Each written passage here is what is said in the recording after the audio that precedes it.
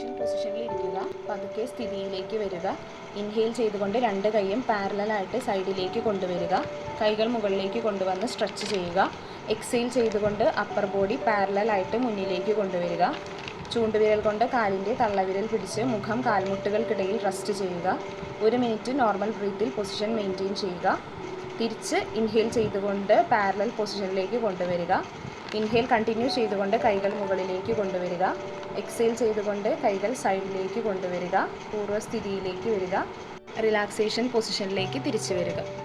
ഇത് ചെയ്യുമ്പോൾ back ബോൺസിനെ flexible ചെയ്യാൻ സഹായിക്കുന്നു. സ്പൈനൽ നെർവ്സിനെയും ബാക്ക് മസിൽസിനെയും സ്റ്റിമുലേറ്റ് ചെയ്യാൻ സഹായിക്കുന്നു. ബാക്ക് പെയിൻ ഉള്ളവർ പറ്റാവുന്ന പോലെ മാത്രമേ സ്ട്രെച്ച് ചെയ്യാൻ പാടുള്ളൂ. രോഗാവസ്ഥയിൽ ഒരു യോഗ ഇൻസ്ട്രക്ടറുടെയോ അല്ലെങ്കിൽ ഒരു ഡോക്ടറുടെയോ സഹായം തേടുക.